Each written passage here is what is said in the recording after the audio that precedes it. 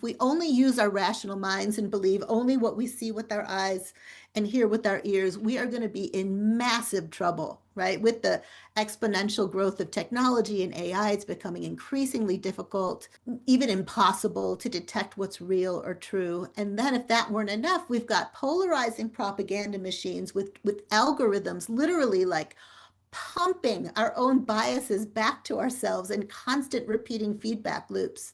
So figuring out what's fact and what's fiction, what's manipulation, is increasingly hard to do. And this is why so many spiritual teachers are coming out now and emphasizing the importance of intuition, of listening beyond the literal, of listening more deeply than ever, using internal processors that are not just kind of smart, but wise.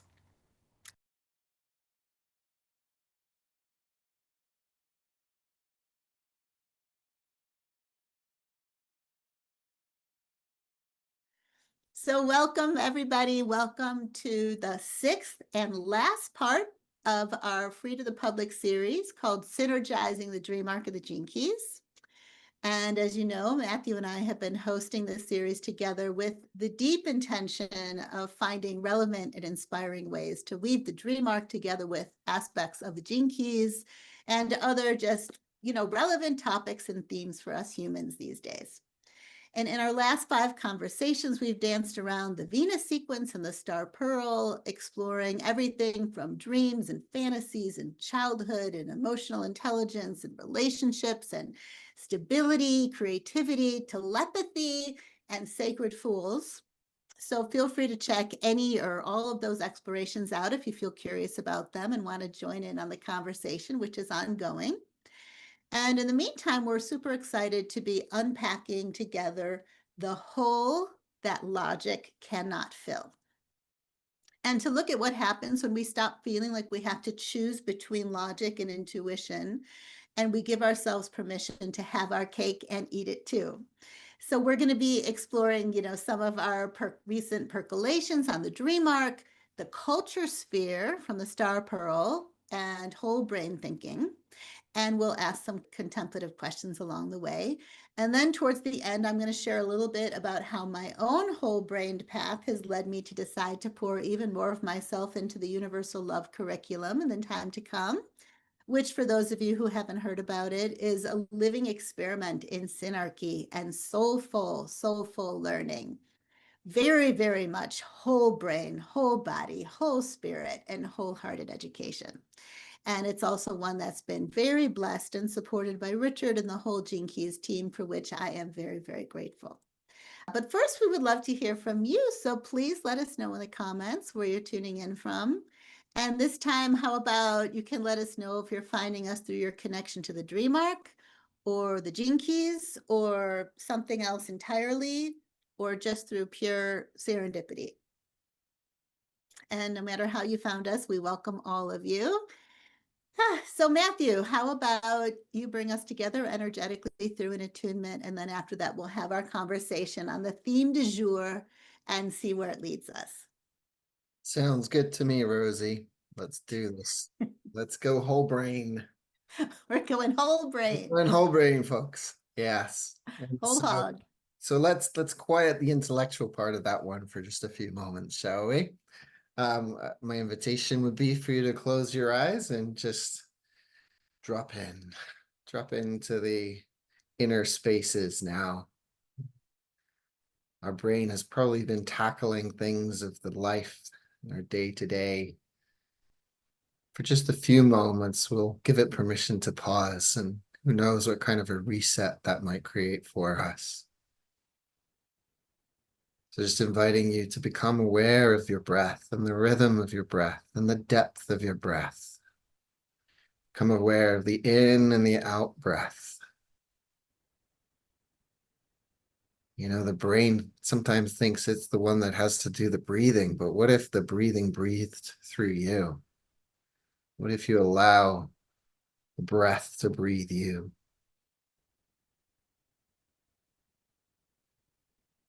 As we breathe and we enter into this space, we can begin to connect with our body, with our being, and just notice what's going on inside. Notice anywhere that we might feel tension or anticipation, confusion, doubt, love, joy, anything. What are you being drawn to at this moment? As we do so, we bring our attention and our awareness to our belly. We place our hands on our belly. This is the essence of our culture.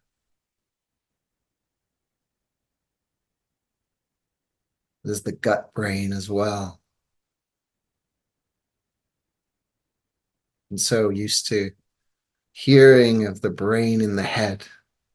It's only now that we're becoming more aware of the nature of the gut-brain connection and of the intelligence of our gut. And so as we connect to the world around us, our culture, the people, the places, the land, the creatures, trees, plants, fauna, all of it. This is all part of our mystic biome. And so we breathe into our belly. Breathe deep.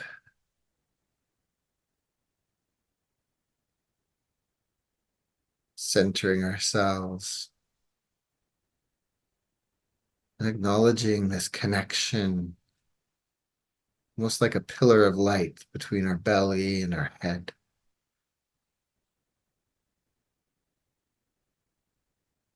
Knowing and recognizing that the mind is not isolated to this one organ, the brain. It's not even isolated to one side of the brain. There's a flow between left and right. So when we think of brain, we can think of this whole brain thinking. And this includes the gut. And there's an intelligence within our whole being that we can honor through our awareness, through our presence. The emotional ripples that move through our body, we can feel those, we can sense those. Intelligence is not limited to intellectual thought.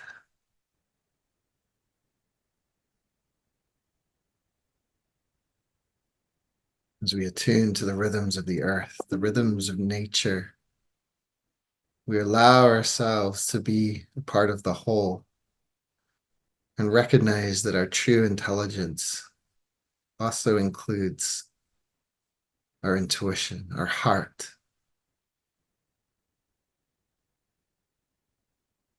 And so as we step into this field today, not here to silence the logical mind, but to hear, to put it in service to something greater, to allow the intuition, the heart to guide the way.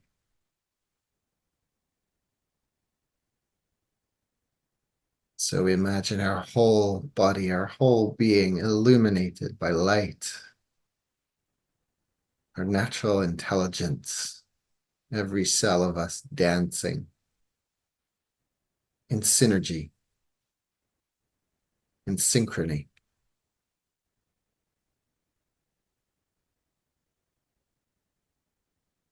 And we once more bring our attention and our awareness back to where we are in this room, seated on our chair, our physical body that becomes the vessel for this innate intelligence, for this whole brain thinking. As we marvel and celebrate the wonder of human consciousness, of the human body, of the human being.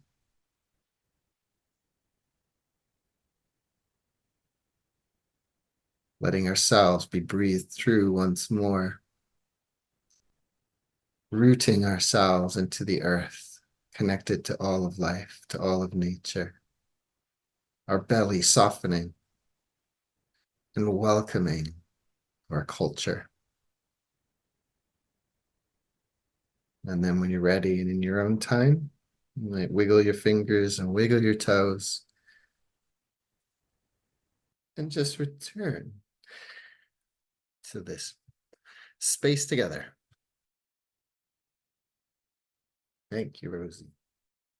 Thank you, Matthew. Thank you so much.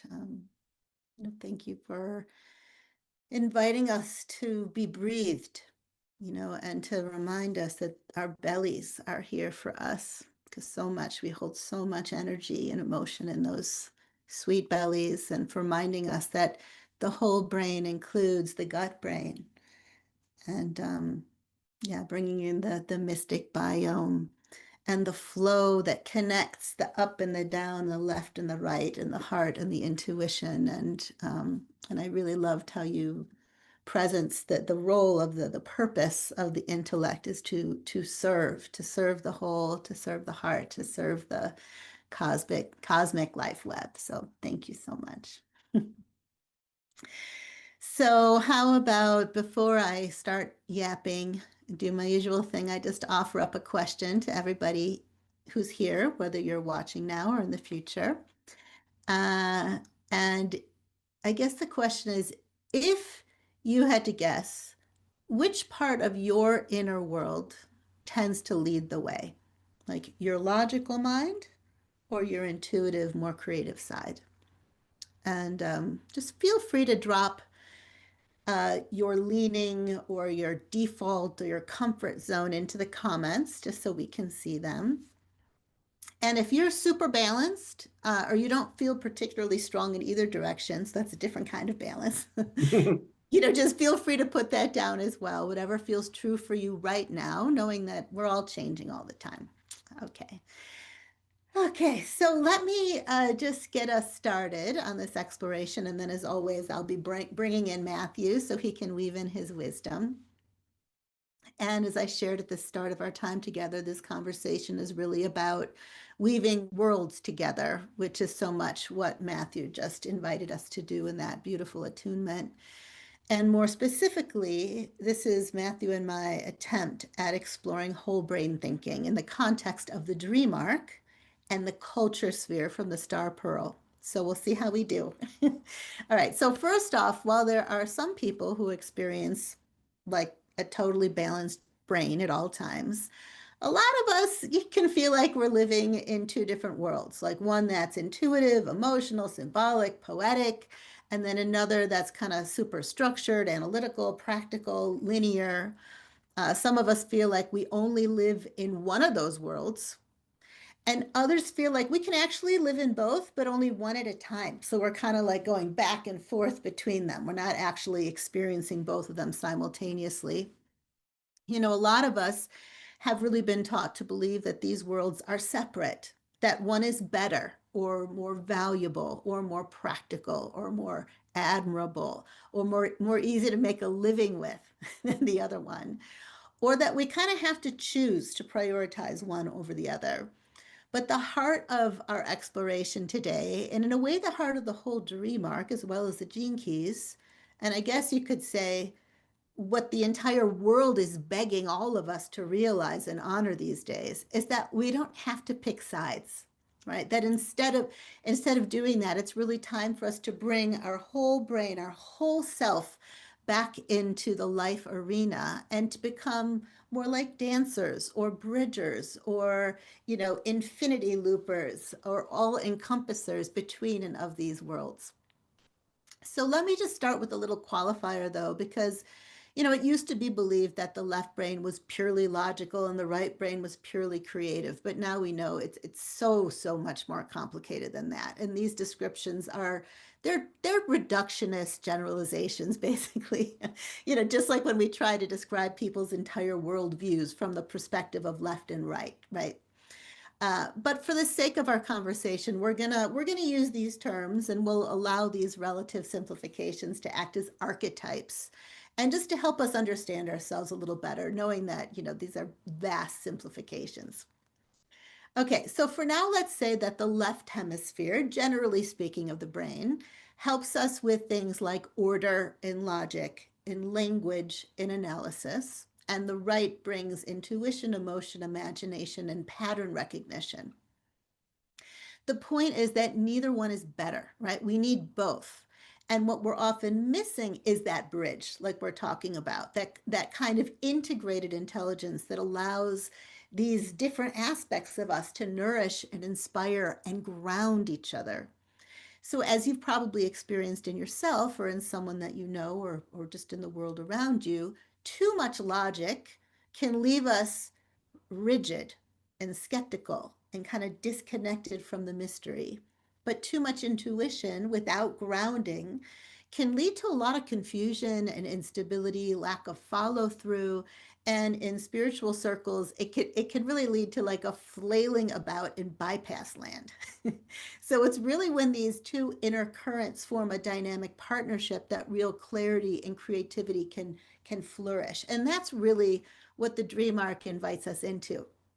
Sometimes we framed or talked about the dream arc as if it's a right-brained approach to the gene keys. And in a way, that's true in the sense that we're not relying on sequences or numbers or lines in order to define our path of exploration. We're opening up to things like synchronicity as one of our central guides. But the truth is that the dream arc isn't just about the right brain, right? It doesn't just ask us to abandon structure completely or step out of the real world and just live in a life of fantasy, right? It actually is asking us to engage even more fully in the world by learning to engage with it with greater awareness and embodiment, in addition to experiencing it more symbolically. And it invites us to notice the patterns, to track the animals, the serendipities, the contents of our dreams, our daydreams. And from the realm of the dream arc, of course, dreaming isn't something that only happens when we're sleeping, right? It's actually a living field that we are always inside of. And our waking dream includes everything. It includes the fears that bubble up from the underworld of our psyche. It includes the symbols that appear and reappear in our everyday lives. It includes the animals that show up along our path or on my computer screen or outside my window where it's raining, which I keep telling Matthew about, oh my God, it's raining. Can you hear the rain? Anyway, it includes, all the messages that come from deep within us, and our clairvoyance and our clairaudience and our clairsentience, right? All of the clairs. It includes the beings and the people and interactions that we have around us all the time. And in a really real sense, the dream arc encourages us to look at life through a multi-layered and mythical lens. And the more we do this, the more we start to rewire our inner landscape. And we learn to notice what's going on underneath the surface. We learn to trust our instincts and our emotional intelligence, to recognize intuitive signals before a rational mind can make sense of them. And we learn to gently start to interpret the language of life, right? The dream that's beneath the dream.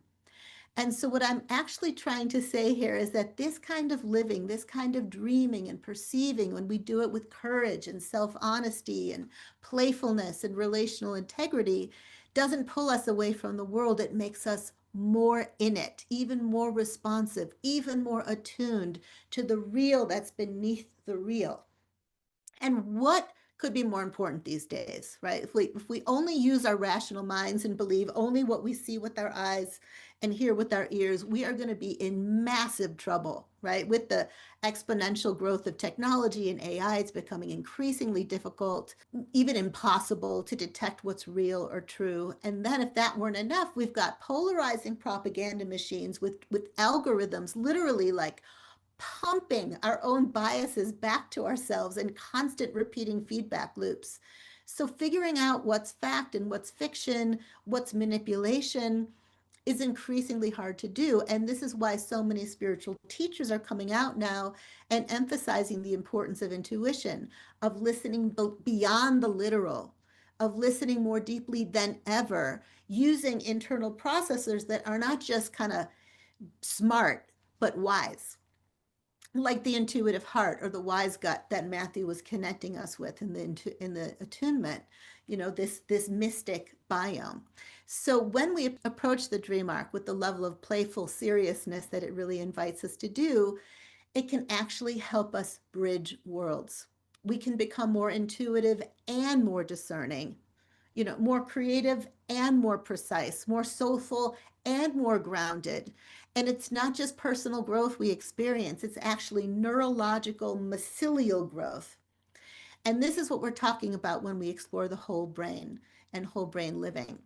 So, before we move into the next part of our talk, where we explore the culture sphere of the Star Pearl, and I share more about where I'm headed in terms of my next chapter and how that relates to the theme that we're looking at, we thought we would take a moment to just bring our contemplations back to the personal. And soon we're going to be hearing more from you, Matthew. So, just this is a question for you and for everyone listening. Just think back to that original question: which part of your inner world tends to lead the way, your logical mind or your intuitive, more creative side? And whether you've realized it or not, it's possible that you've learned to favor one part of your inner wiring over another. Or maybe for you, it's been less about your inner wiring and more about your conditioning, right? So take a moment to think about yourself and your tendencies and see if any insights start to arise about what might have contributed to your developing these tendencies. Maybe when you were younger, you came to rely on logic and planning in order to feel safe and in control. But over the years, you just grew less and less in touch with your intuition because of that. Or maybe throughout your life, you've managed to easily follow your inner inspirations and trust in your gut feelings. But you struggled when it's come time to cultivating the concrete tools that you've needed to actually bring those visions down to earth. Or maybe you've always had a really strong intuition, but you've had a hard time acting on your intuitive impulses, trusting them enough to take the risk to act on them. Or maybe, like, if you're thinking in the realm of dreaming, maybe you've always been a really big nighttime dreamer, or even maybe a lucid dreamer, to the point where your nighttime activities and experiences have felt even more real than the ones you have when your eyes are open and you can like barely relate to your 3D life. Or maybe you rarely remember your dreams and you're convinced you don't dream at all, but you've noticed recurring themes in your waking life, in your relationships.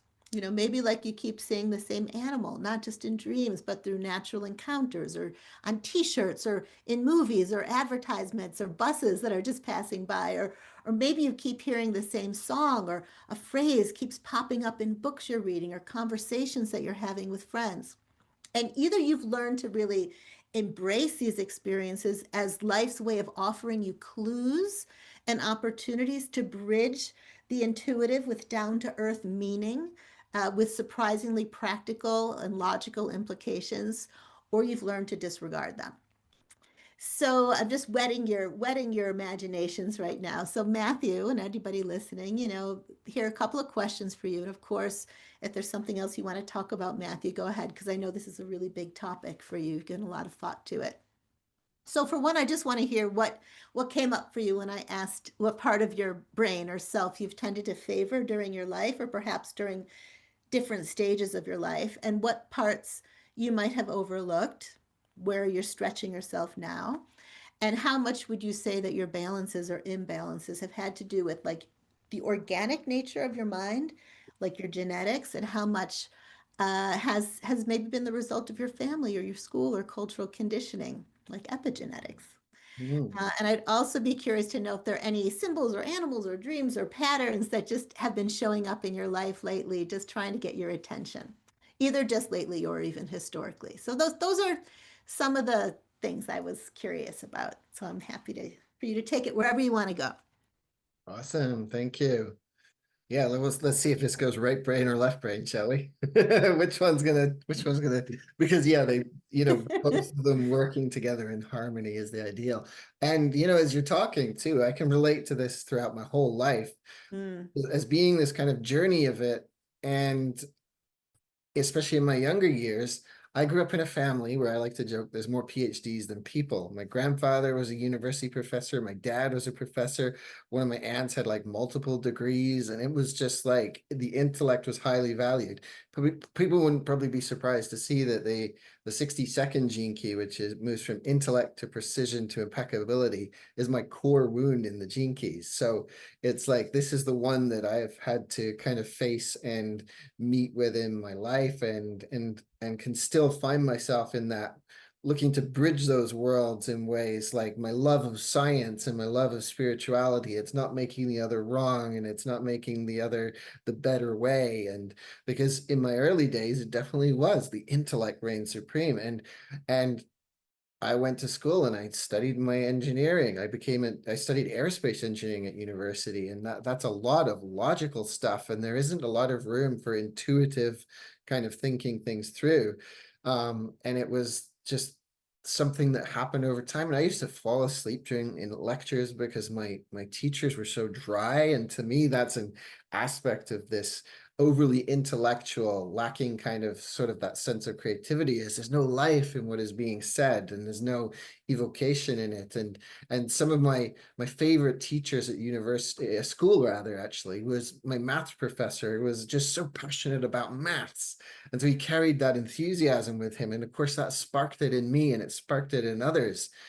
Something which can be a very dry subject, but you approach it in different ways, and you meet it in different ways, and it can become also very intuitive. Like thinking of, I was always inspired by how Einstein would talk about imagination being more important than knowledge, and how he came about the theory of relativity by having a dream, I think it was, or a daydream of two trains crossing past each other, and this whole theory of relativity popping out from that.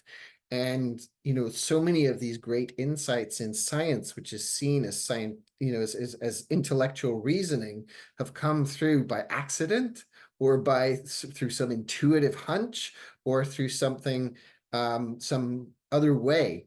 And so for me, it's like that was my first sort of 20 years of life, was really being caked in the value of the intellect, and go to school, get a good education, because people are going to be looking for that. And so I did follow that, and I did well, but something inside me felt empty. Something inside me felt like there was a big something missing. And then I came out to Canada, and that's when I began to flip around, I feel, and I sort of opened up to my own spiritual kind of journey.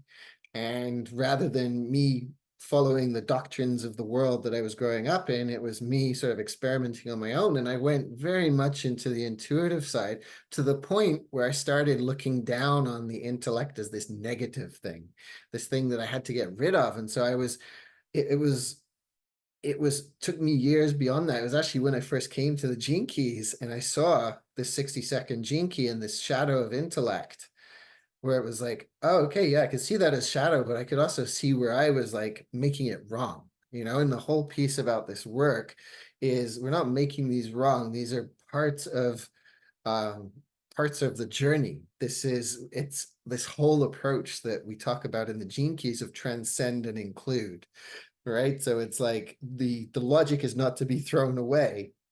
It's how do we work with it? How do we include it? And so it's only in these years since working with the Gene Keys and the Dream Arc where it's been this surrendering of that, and trusting in the value of the intellect, but also not using the intellect to diminish the intuition. And there's still moments where I can listen to the intellect, the powerful intellect, over and above the intuition, but there's a lot more of that balanced approach to things now, and taking the pause and reflecting versus outright reaction based upon some thought or feeling or something like that. And as we've talked about before, it's like I could see it mirrored in my life too, where in the early stages it was such a scientific world and interest and love, and then it was a rebellion against that, and so then dismissing all of science. And it was that same kind of journey of like finding that inner balance within inside of myself, that recognizing that there is value in all that has come before, and we let go of that which we no longer need. But in just making it wrong and cutting away, I mean, that's what the intellectuals did to paganism. They cut it away and just completely got rid of it. Well, you can't quash that life force. It will resurface in some way. And so we're going through an interesting time in this world right now, where there's a lack of trust in scientific institutions, and many of our institutions And this reflects this relationship with the logical mind. And I feel like there's a deeper healing that's still undergoing, and such that we can really truly know this inside of ourselves. And that when we, when we look at so much of what has been intuitive and foreseen by those who have a strong intuitive way, it's like the science cannot validate or confirm, but so the science cannot validate or confirm, or it takes some time to come to that answer. And again, that doesn't mean we dismiss all of science as wrong, because there's also misinterpretation. Like even Charles Darwin, when he wrote Origin of the Species, he had one sort of approach and understanding of life, and people then took that on as he's saying survival of the fittest and da da da. But towards the end of his life, he actually wrote stuff of a much more evolved nature, spiritually evolved nature, that was never picked up. It wasn't picked up in the mainstream. So we know him as this guy that talked about the survival of the fittest, but there was probably a lot more to that guy than we know. And so it's just such a beautiful dance that we have with this. And when we work with the dream arc, we meet people in here of all, across the spectrum, right? And there can be those of us who are very left brain dominant, and it can feel like really, how do I enter into this? And so lots of times I've worked with people, I've just taken them on a journey, a little meditation, say, now allow your intuition and imagination to guide you. And it's like an animal will pop up, and they're like, but can I trust that? What if I'm wrong? And it's like, that's all part of the deconditioning of the left brain, not the left brain, the logical mind in that way, is just being able to surrender that, so that we can begin to trust. And like, what happens if, rather than waiting for proof, what if I trusted that image and just trusted it and allowed for it to unfold? And like you said, like the images that appear to us on TV screens or in books and anywhere like that, what happens if we just play with it and trust it? And that is something for me in my own life, for sure, that as I have allowed myself to trust the approach, this what's considered this right brain approach. And again, the dream arc is whole brain, in the sense that we're having these images and visualizations, but the mind is also making this connection. Even by naming the creature, we're bringing in the logical mind, right? The logical mind is then in service in that way. And so it serves its function. It brings it. Otherwise, we'd see this vision and we'd be walking around and you say, that thing with wings and a head and oh, you mean an owl? Oh, okay, right. We got a name for it. and so it's just like, what happens when somebody trusts that? And I hear again and again people having just given that trust to it, and they've experienced that breakthrough, right? Or then some other people coming to it and they would consider themselves right brain dominant, is that coming into the dream arc offers some structure. It offers there's invitations. We're still working with our intuition.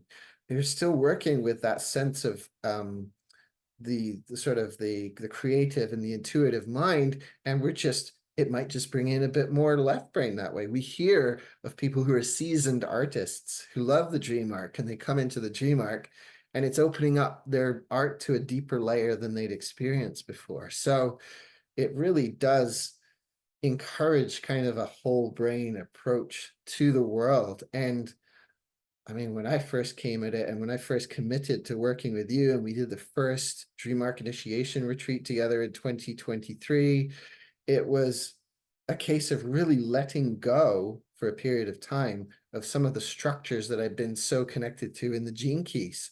A profile, let that go. We're walking down a garden path when we walk through the gene keys, as Richard says. And then when we enter into the dream arc, we're entering a jungle and there's no pathway. And we have to really allow ourselves to trust and make mistakes. And, how I've come to trust my intuition is by really learning from the times when I didn't trust, when I felt that internal nudge and I didn't act on it, or I felt an internal nudge to not act and I did act. And then I learned in either way. So it's like, it can seem more, messy and less direct going that route, but it's It's just another way of experiencing it. And so we might enter into something, and you might enter a conversation, and a particular creature might come your way, but that creature might point you to another creature, which then points you back somewhere.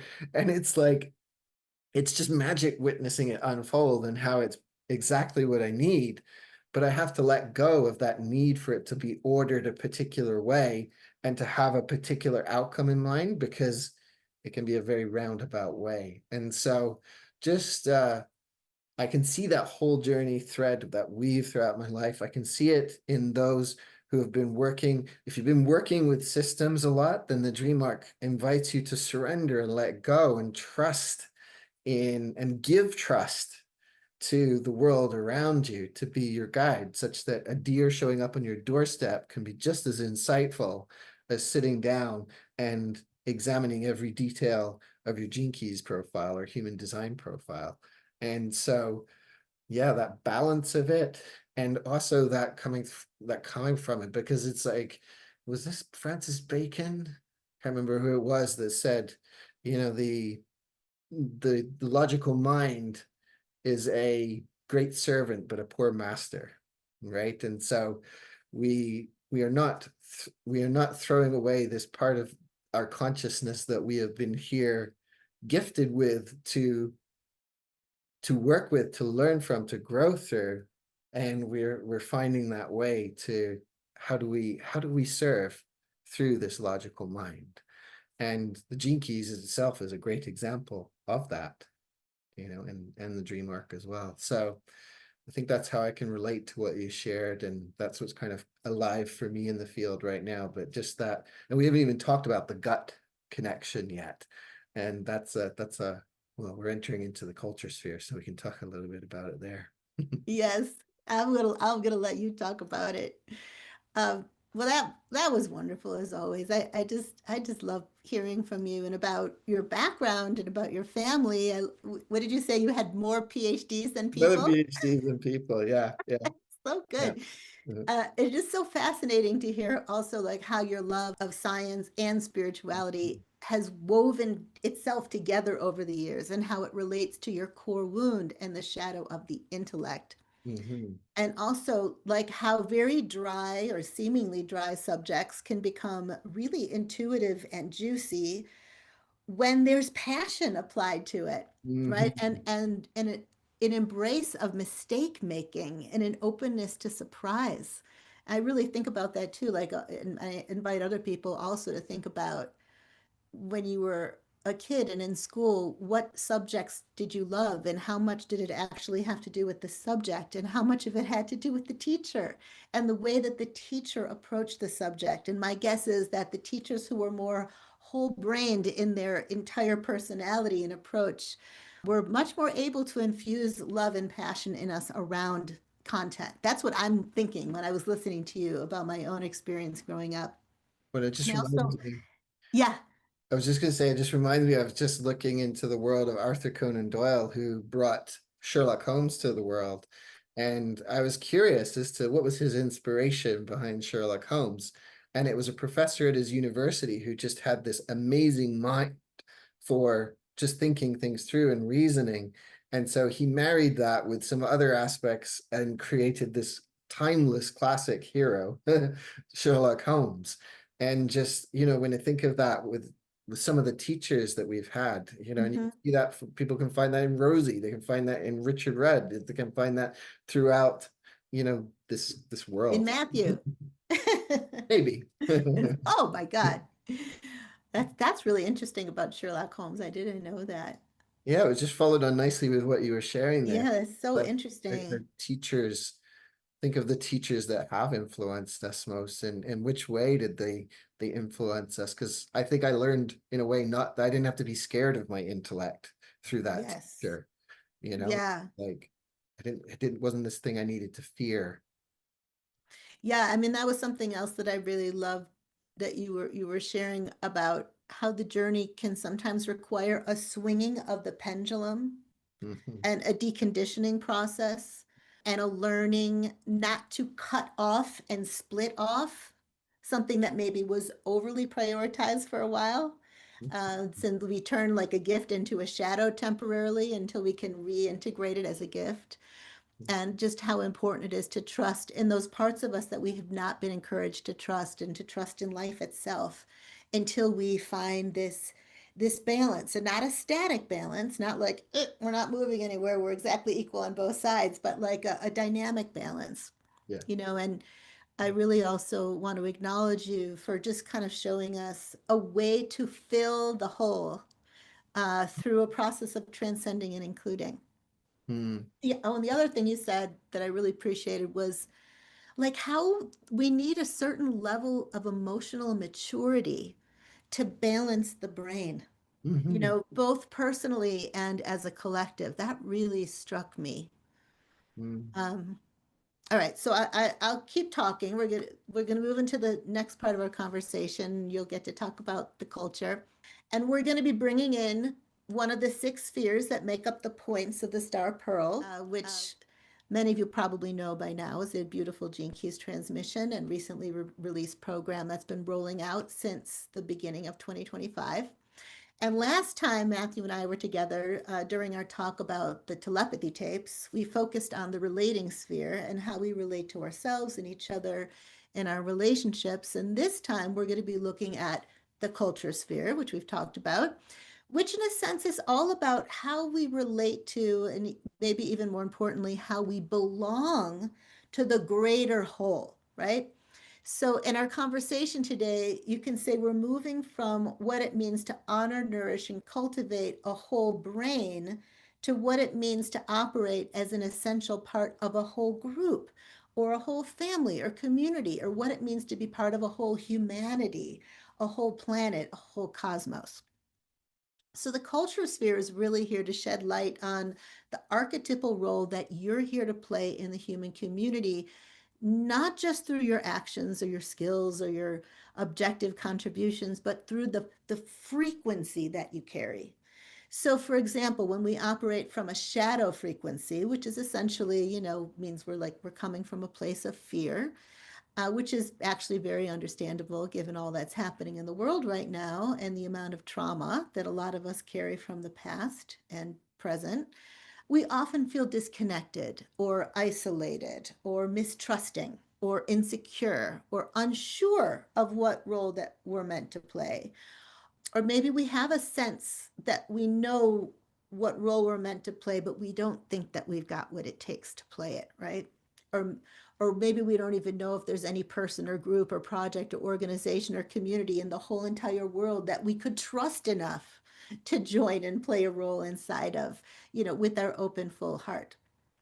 So when we're gripped by the shadow of the culture sphere, our belly can get kind of constricted and our mind can get caught in like these loops, these never-ending spins. And some of us convince ourselves that we have to do it all by ourselves. Or that if we really do want to do anything with other people, we have to shrink ourselves or sacrifice or compromise ourselves at a profound level.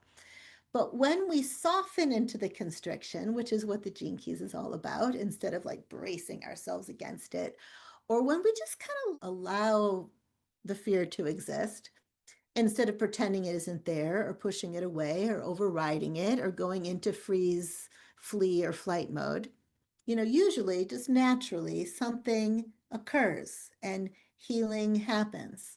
And we start to understand, not just intellectually, but in our bodies, that we were just never meant to go it alone, and that prosperity is not a solo mission, and that we were never meant to hide our light either. And that each of us, whether we know it or not, carries this beautiful essential spark in the collective dream, and that when we dare to share who we are without holding back, we just naturally start to magnetize and draw to us the people and opportunities that we need to live out our deeper destiny. And the people and the groups who are attuned to a similar frequency, they find us. And then, again, just naturally, without efforting, something bigger than us can come through. So in the star pearl, every sphere has a universal gene key that's associated with it. And in the case of the culture sphere, that universal gene key is gene key 2. which brings with it very rich themes around orientation or disorientation and unity and belonging. And this is a super familiar gene key for Matthew, which I'm sure he's going to share more with us about in a little bit. But each of these themes is like a compass pointing us home, like into deeper alignment with ourselves and our purpose and the whole. And if or as we go deeper into our own profile, we start to discover that the culture sphere isn't just universal, right? It's very personal and it's activated by a very specific gene key and one of 6 lines, each offering a unique way of serving the whole. So I thought I would give you a quick rundown of these lines in case you'd like a reminder and you're in the Star Pearl or you've never heard about them before and it makes you want to learn more about the Star Pearl because this is really fascinating stuff. And just remember before I dive in there that even though in your specific profile you're going to be assigned one of these 6 lines, these are essentially archetypes, right? So in a very real way, they all hold relevance for all of us, even though we might kind of have a specialization in our profile. Okay, so let's start with line 1, which is called the individual. And individuals can either empower, right, or they can self-destruct. So if we got line 1 in our culture sphere, we have to take full responsibility for our own healing journey. This line brings an entrepreneurial spirit. It often works best alone or in self-initiated projects. There's so much power in this line, and there's a vulnerability in it, right? If we don't stay grounded, the energy that we carry as line 1s can really kind of implode on itself. But when line 1 people commit to inner integrity, they can become these incredibly stabilizing forces who initiate powerful new movements from within themselves. Okay, so line 2 is referred to as the partnership. And as you know, partnerships can dissolve or they can be really, really nourishing. And the key to a thriving partnership is for both individuals to bring a great deal of self-awareness to the process. Now, if you have a line 2 culture, like me, I have that, this indicates that your life wants to naturally flower through partnerships like the one that I have with Matthew. And even challenges in relationships can be really nourishing when both partners, whether it's personal or professional, are really committed to a higher vision, as well as kind of willing to self-reflect and communicate with an open heart. And when it comes to line 2, prosperity flows most freely through intimate, attuned collaboration. Okay, so now we'll go to line 3, which is referred to as the unit. And units can split apart or they can strengthen. Now, this line operates through teams and families and small groups. The Star Pearl looks at the family as the epicenter of all of civilization. And people with line 3s in their culture spheres are designed to thrive in group dynamics that are rich and diverse, sometimes a little messy. And their genius lies in adaptability and innovation and communal resilience. And their role often involves working closely with others across a variety of roles and fields. Now, line 4 is referred to as the network, and networks can crash or they can really provide a lot of support. So line 4 is the social line, right? So if you've got line 4 in your culture, chances are that your influence is designed to flow outward through networks of friends and allies and extended connections. You've got this potential to be a real bridge builder and community keeper. And when you're feeling grounded and open, you just naturally kind of magnetize support and opportunities towards you. But when operating from a more shadowy or fearful place, there's a risk of isolation, right? So trust and consistency are really the medicine for the line 4. All right, so line 5 is referred to as the society, and societies either crumble or they liberate people. Yeah. So line 5 is the line of leadership, but not like loud, attention-seeking, narcissistic leadership, more like quiet, responsive, humble, and responsible leadership. The line 5 gift is the ability to bring harmony and order to a larger sphere of influence through deep listening. So people with line 5 in their culture sphere could really hold a grand vision and feel called to serve something much bigger than themselves. As long as they don't misuse their power, they're golden, they're great. Now, line 6 refers to the system, And as we all know too well, systems can fail or they can cherish the person. I love the phrasing of that Richard brought to this. So line sixes always bring like that long view. They carry a systemic, often mystical perspective, seeing the interconnection of all things. And because their perspective has the potential to be so deep and wide, it can take time for them to mature into their full wisdom. But once they do, they can really embody this like cosmic calm, this knowing in their cells of how the universe is already whole. And they can help the rest of us evolve, not by trying to push us or persuade us, but by just being present and modeling what it means to trust life. Okay, so as you can see, each line offers this very unique doorway into contribution. And if this kind of thing intrigues you, know that you can go so much deeper if you feel drawn to doing this Star of Pearl, which we really recommend. But for our purposes today, what matters is just to take in that none of these lines, this is what's the most important thing here. None of these lines can hold the dream alone. You know, it's only when these threads come together, when they're seen and respected and co-activated, that something larger and more beautiful can emerge. And that's where synarchy comes in, which is a core principle of the gene keys. It's not a system of control, right? It's a universal principle, one through which collective intelligence aligns itself in perfect harmony with all that is. And actually, we don't even need to understand how group consciousness operates, right? But we can feel it. We can feel it when we're in the right place. We can know when we found our right people. We can start to identify and feel into our right role in life. Not, again, not just in terms of our skills and how they meet certain job descriptions, but in terms of frequency and essence. So synarchy is this unseen intelligence that you can feel when you're in this like healthy, thriving forest, or you can hear it when you're in the presence of an incredible improvisational jazz band, or you know, it's what makes certain communities just feel really good to be a part of, but not in a culty way, right? Like there's this both energetic and this beautiful alignment and permission for community members just to be themselves, to be unique. They don't all talk like the teacher. They don't all like emulate the guru. So synarchy can only really thrive when each person is being honored and each voice has found its place in the collective choir. So that was a lot. I've danced around these things, Matthew. So I just want to like give you just openness to share whatever emerged for you in relation to any of this, like the culture, the belly, the biome, synarchy, the lines, anything. Yeah, absolutely. And you know, as you were going through that too, I was thinking of how the dream arc can really support those of us who are contemplators, that are people that, you know, might enjoy our solitude, and that sometimes we're on this path because we found being around other humans difficult at times, or we've had our community experiences. And I think to the number of people that will automatically think, you know, well, I don't have too many friends, and what that can elicit, the feelings that can elicit, which are valid feelings to work through and become aware of.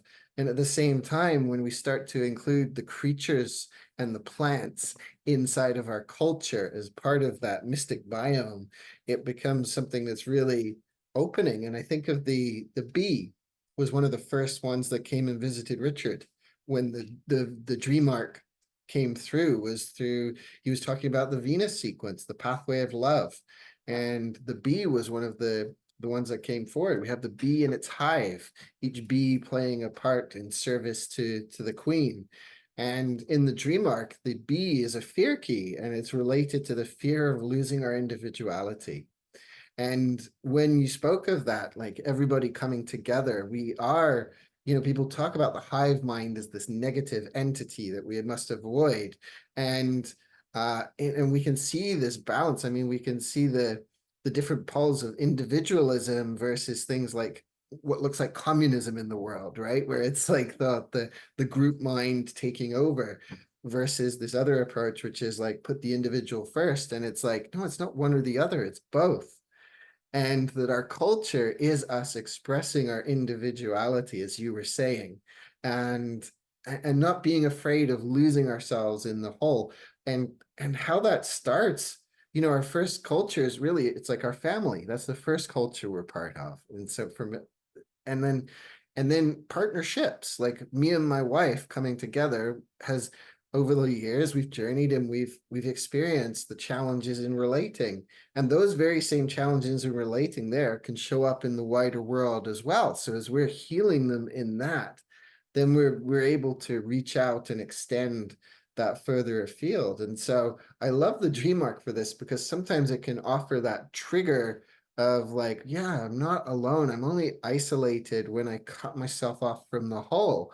But when there's creatures coming and visiting, even if it's the fly that's buzzing around my head right now, or the wasp that's trying to break in the window, you know, it's like there are creatures, and there's just this, you know, the culture can be so much more.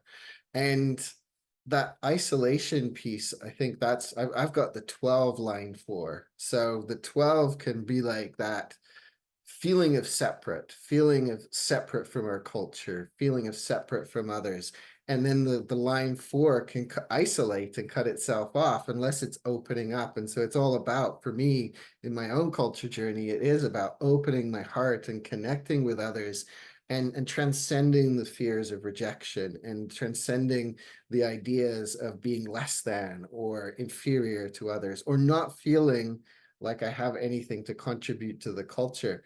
And I feel like our dreams and our animal guides will all support us in showing us how we can be part of the community, that we're, that's close by, that we're, you know, there's the boots on the ground community, there's the online communities. I love my online community. I love the Gene Keys online community. And I'm excited that more and more people are connecting around the Gene Keys on the physical space where I live on Vancouver Island.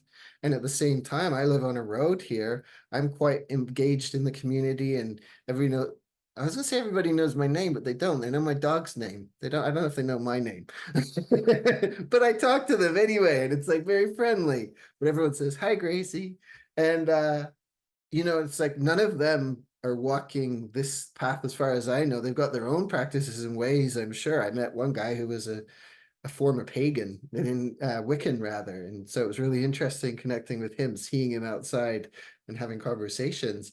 And it's just like, I can see that opening up in so many different ways. And so our culture sphere, it really, the belly is such a great indicator. Like even when we did the attunement at the beginning, I could feel, even though it's just me and you here, there's others watching this in the future, whether it's in the premiere or whether it's in replays. And it's like they're all connected into, and I could feel that in my belly. That's what it was like, there's something here. I could feel constriction, I could feel opening.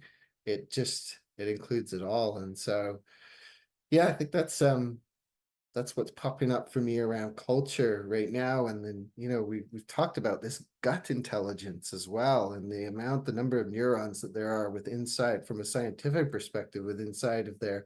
And you know, as we meet people and as we connect with them, learning to, you know, who are the people I can trust, who are the people that I can hold space with, who can join in space with. And so that's such a big part of this journey with the culture, and the gut and the whole brain thinking, and recognizing too that ultimately, you know, it seems like we're separate beings and separate entities, but in the truth of it all, there is no separation. We are all connected in this great web of life. And so the intelligence that the people around us who seem to be separate beings bring into our arena is part of the whole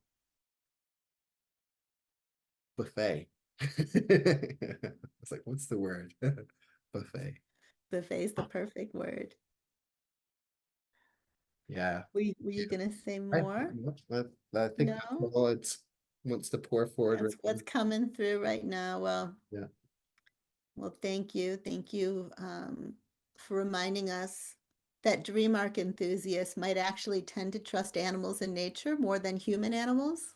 I thought that was Yeah, really this true. one. Yeah. And for reminding us that the plants and animals count as they belong in the culture, like the bee in the hive.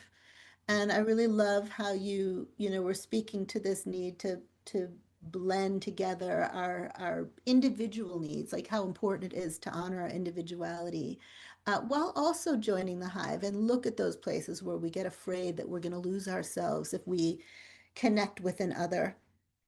Mhm. Yeah, or that we'll lose our connections with others if we prioritize ourselves too much, Yeah. right? So this is something that I think so many of us relate to on so many levels. We might lean in one direction or the other, or just catapult ourselves from one to the other, which is more my experience. Um, but I want to say, Matthew, it has been such an incredible honor for me to witness and benefit from your stepping more and more fully into your own culture, as I've really seen you, just play more and more of a central role in networks, and whether it's the growing online Dream Arc or Gene Keys community or the local community where you live in Canada. I've just been really seeing that line 4 coming to life and feeling like, too, you're magnetizing invitations as well of people who recognize that in you and want you to come forth and help all of us kind of discern between what is healthy for us, who is healthy for us, and what isn't and who isn't. Yeah, I don't know if there's anything you want to share, and maybe not, maybe I'm just putting you on the spot, but just about some of the things you've been doing locally and some of the ways in which you've been stepping into this new kind of community holding role, just in relation to your own culture. Yeah, absolutely. Because, definitely I have appreciated the solitude and the and a bit of hermit, and then I find this community of people online where it's like, oh man, they get me. I mean, talk about coming into the Gene Keys and working in the Gene Keys. It was when I first started by volunteering, and then I got this position working with you and supporting you with the Dream Arc.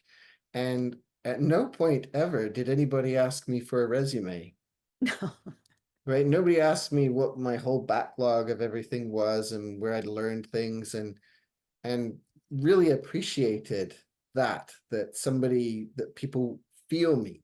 And that's something that I experience in the community that I love.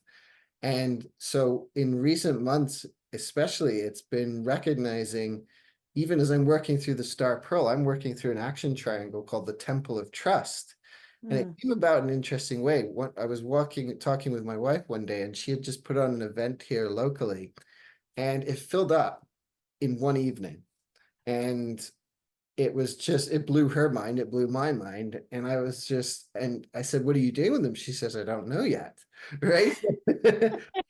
And I was just, for me, it was like, wow, for them to have that trust in her, for her to have that trust in herself to put something out. And I was like, I love that idea of this trust and this temple. And at that time it wasn't the temple of trust, but the next morning I did my next self-assessment and it came Wow. through as the temple of trust. And so ever since I've been doing it, I've been looking at my stability sphere, which is the 29th gene key, and the gift of commitment and serving. It's a line 4 there. So it's about community there. Wow. And feeling very fulfilled in the online, but in the what I call, in this world around me here, not feeling as connected. And it coming from this fear of rejection, that or something that people couldn't feel who I was in the same way that it was appreciated in the gene keys. And at the same time, what's been happening is like all kinds of sort of synchronistic kind of things popping up for me. Some of you know my love of mythology and the mythology specifically of Avalon, and there's found this intentional community here that's called Avalon, and they all work with the gene keys. And it was just like, that was one thing here on the island. And now I'm hosting events there. I'm going to be hosting an event with Rosy there come September, and other people as well. And I'm just feeling this ripple that some friends of ours have opened up this, what's becoming a hub for the community. And it's a place where I'm getting to offer events around the Dream Arc and the Gene Keys in the local community. And it is a way for me to be able to connect by putting it out there and saying, this is who I am, who resonates with this, versus when I try to go into a community and I'd be like, I don't know what I have to offer here because I don't feel like what I have is something that's as valued. And that Mm, was my own story, right? That was my own story. I'm not saying it was true, but that was my story. And so now at least I do appreciate that I can, hey, this is me, this is who I am. Can you take this goofball in all his different, you know? And it is opening doors, and it is about the land as well, and working with it. mm, Vancouver Island, which is where I live. This work with the Dream Arc is just as much as I work with the animals, I'm working with the trees. I'm working with the plants. It's there. I feel like I'm connecting in such a rhythm with it in such a way, you know, that dislocation, the second gene key that you mentioned before. For a long time, I felt dislocated from this land because I'm from England. So I had a story. I had a story. And yet coming here, it's like, well, no, when I listen to the myths of the local people here, when I listen to their ways and their stories, I find a resonance. And as I've connected to the indigenous wisdom of the land of England and the Celts and that wisdom that was cut off, that was mm, just thrown away with the bathwater, um, was the just as I came deeper into that, it deepened me into the land here. So it's like wow.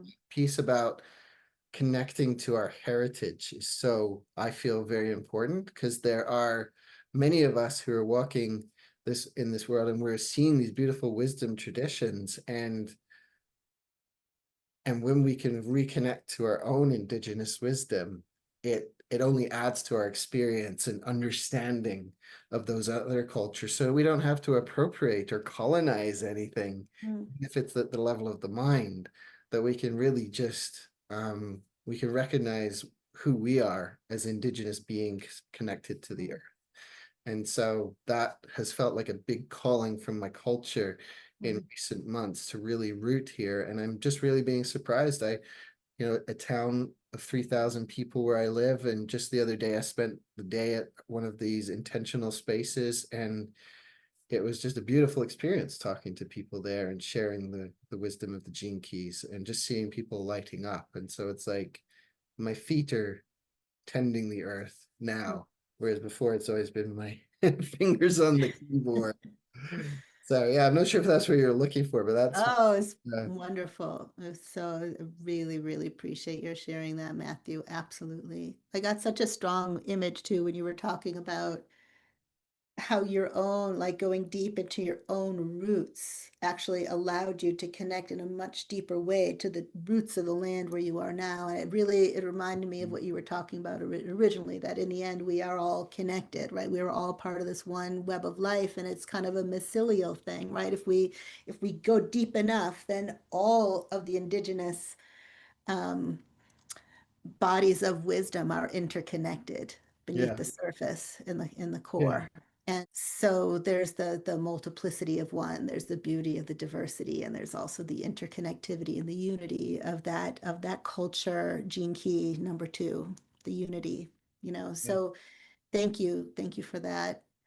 Diversity and the unity, because it's like Yeah, many of these cultures have shared the same dreams. Like mythologies, if you look around the totally. world, we see different mythologies. Yeah. They seem different, but underneath it, it's like the dreams were the same. And it reminds me, even when I'm working in small groups of, say, 7 with the dream arc, is that Mhm. people can start to dream together Yeah, and have dreams that fill in puzzle pieces for other people in that's that right. space as well. So, yeah. The hole that logic cannot fill. Yeah. That's, that's so, yeah, filling in we need each other to fill in those puzzle pieces. And sometimes it Yes. happens through the unconscious, through the superconscious. So thank you for that. All right, so let me think.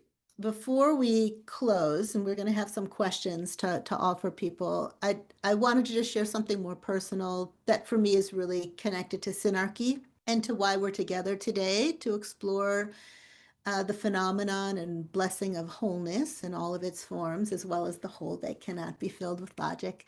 So, some of you already know this, but I am in the process of transitioning out of my formal leadership role within the Dream Arc. Um, inside of the Gene Keys organization. And I spoke more about this in a recent update with Richard and in Matthew's and my last transmission called Telepathy in the Dream Arc, if you want to catch it. But now I just want to touch on one of my next steps, because in many ways they're a continuation of everything we've been speaking about.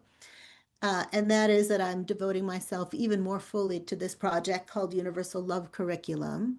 And for me, this isn't just a curriculum, right? It's a living and breathing experiment in synarchy. It's a place where people from different cultures and walks of life and different natural environments are coming together to initiate a global wave of empowered creativity and community by guiding the younger generations into the natural wisdom within, which of course is going to have the same benefit to the guides. And it is absolutely connected to and inspired by the dream arc, because I cannot think of a stream of the gene keys that's more suited to working with children and youth or more universally relatable than dream arc. Richard shared that same message as well in a few different times about the value of the dream arc for young people. Mm-hmm. He did. He did.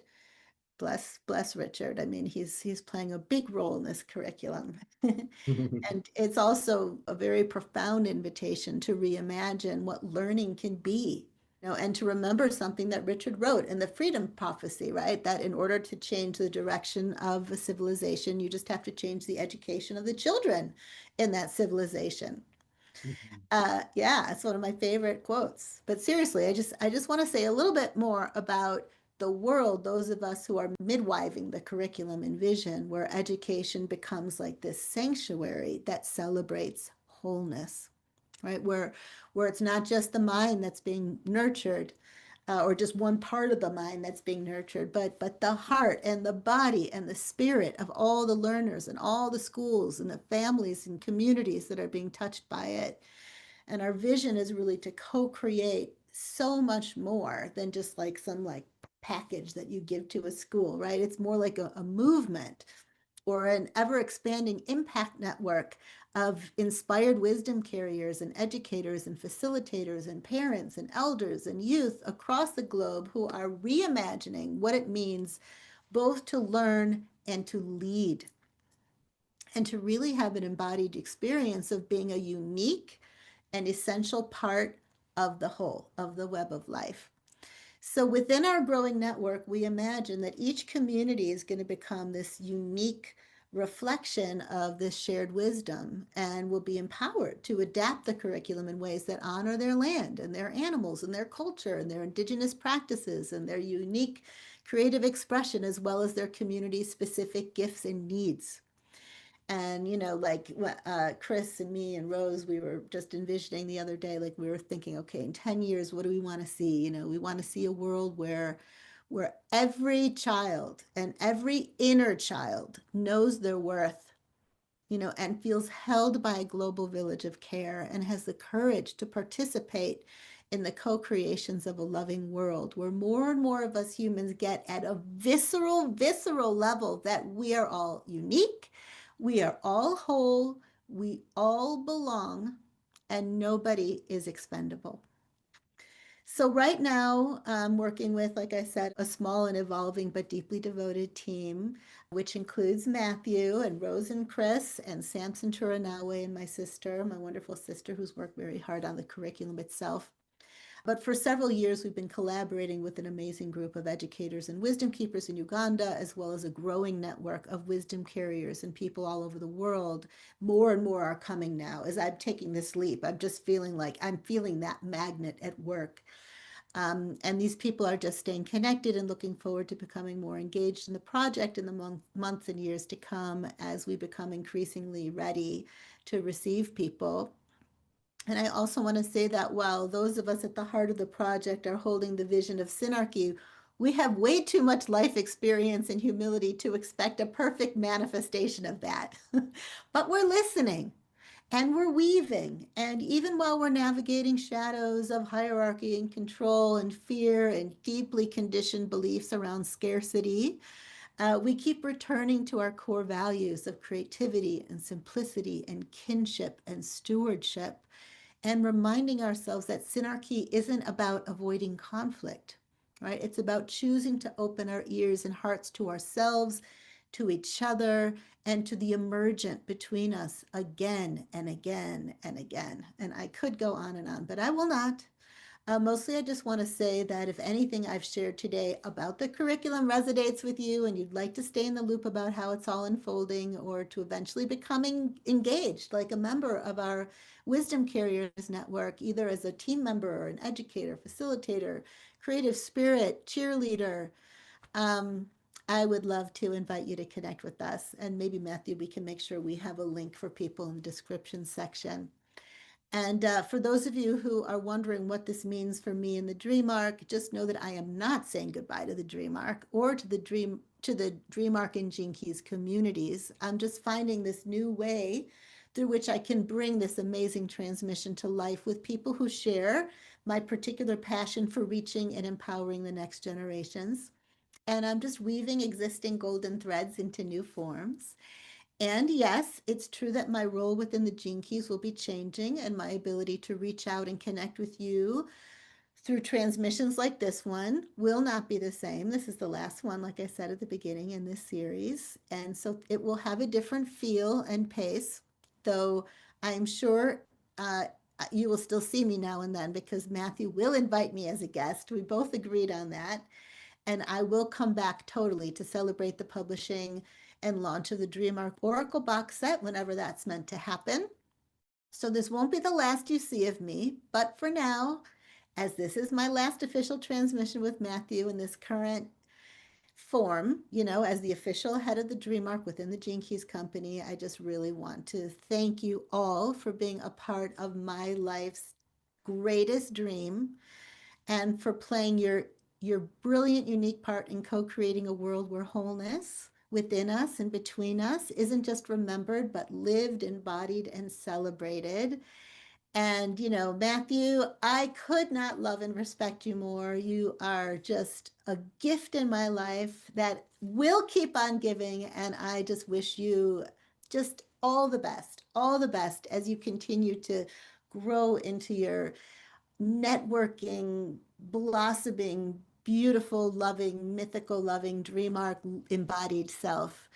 And I just can't wait to follow your growth and to keep cheering you on from the sidelines and together with you whenever the moment happens, like when we're going to be in Vancouver Island together, which I can't wait for.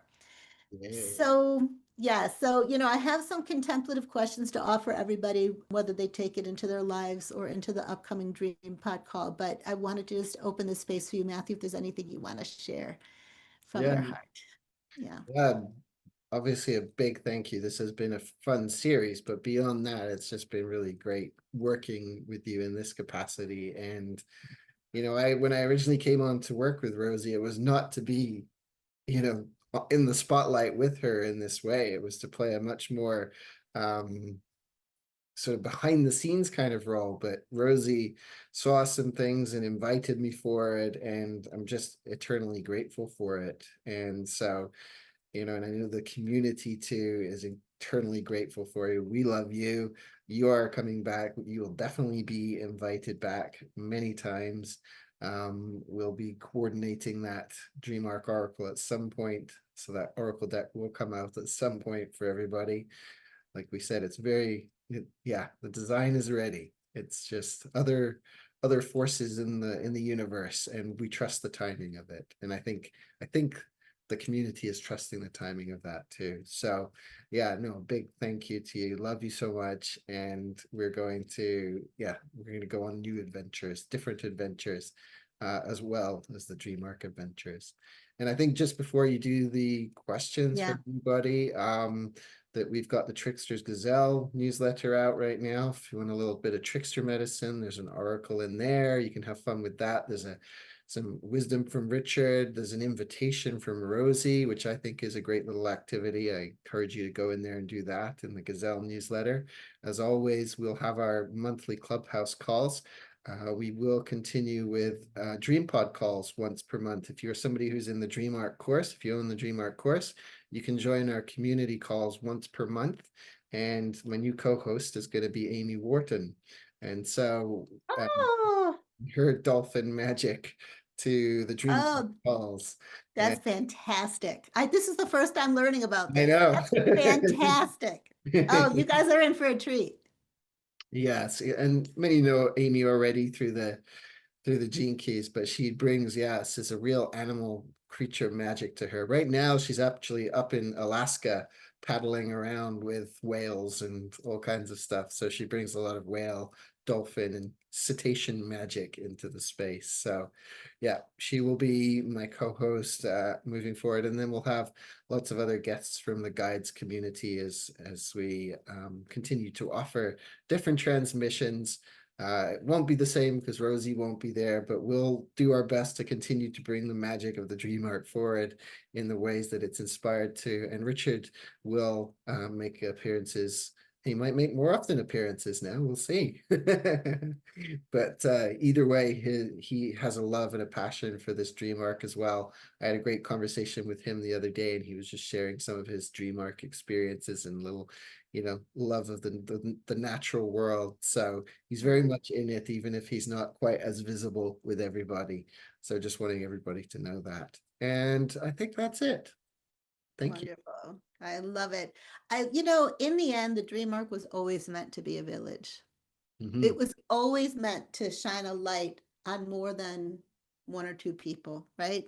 So I feel like as I step forward into this next chapter, other people will get to have the light shine on them, mhm, and the dream arc will be embodying its true mission.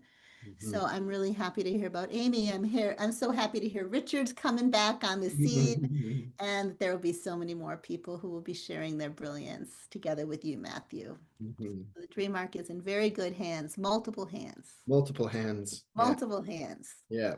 It's the octopus of the second gene key that's handling the culture of the dream arc. I love it. I've been actually feeling like an octopus lately.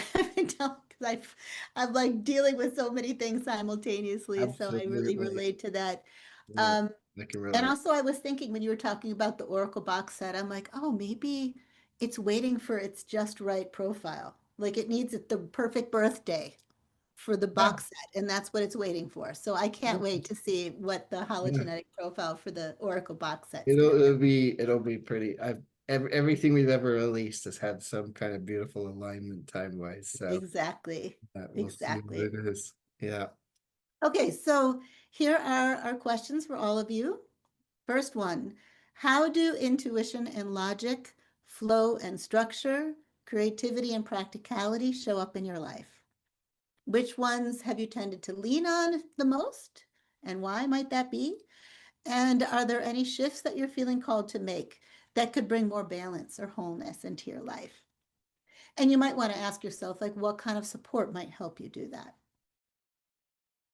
Okay, so the second question is when you reflect on the roles that you've played in your relationships or your communities or society at large, what patterns have you noticed? Which aspects of yourselves have been really welcomed and expressed?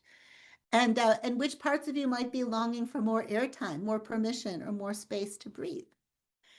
And then the third question is there an area of your life where you're feeling a longing for more of a collaborative, life giving way of working or creating, like something that's rooted in mutual respect and honesty and shared purpose?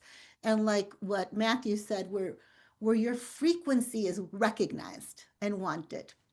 And that exploration might include like, are there areas that you've outgrown, strengths that you're kind of tired of leaning on, or responsibilities you've been carrying on your own for too long? And what might become possible if you let yourself be supported and trust that you don't have to do it all by yourself? So, those are the three questions that I've got. Is there anything you want to add to that?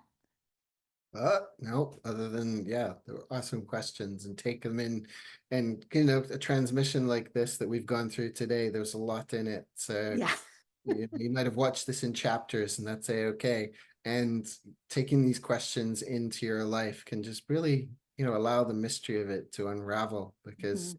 there's there's insights aplenty awaiting if you do. Yeah. I wonder too if we should put it out in chapters, or maybe you say, you let people We know always the do. chapters so that, okay, yeah, Yeah, that's good. yeah. All right, yeah, because It's always we don't want to overwhelm people, but these No, things no. are connected. They are connected. Exactly. Yeah. Yeah. Yeah. All right. Well, thank you, Matthew. Right. Well, thank you. I'm glad your voice held out till the end, Rosie. Barely. I don't know what's going on. I think I feel like a little sadness, and that comes out through my throat. Like I'm like, Yeah, yeah. Yeah, like you said, this is the last of the transmissions, these 6 yeah, transmissions, but the there big will be moment. more. There's gonna be more because There's going to be more. yeah, Yeah, but sometimes before the new can be born, we have to fully acknowledge that something is grieve, coming fully to grieve. an end. Yeah. And I'm choked up around it. Yes, But at exactly. least I'm not bawling like last time. That's fine as well, though. Yeah, that's true. Yeah, too. That's true. All right. Well, thank you, Matthew. Thank Love you, you so Rosie. Thank you, much. everybody. Bye, everybody. We'll see you in the Dream Pod calls. See you in the calls. And if you're just learning about the Dream Arc now, sign up, Yeah, yeah, register. yes, there is that too. If you don't know There's what so we're much. talking about, go to thedreamarc.com, thedreamarc.com. You can find Yes. out about the Dream Arc. And if your intrigue has been spiked today, then yeah, take a leap in and Take a leap. yeah, it's a lot of fun. Very Yeah, playful. there's a whole chapter called the Leapers, a whole module called the Leapers. So take a leap into the Dream Arc. And of course, if you're interested in the Star Pearl, check that out too. Okay. Links below. Okay. Bye. Bye.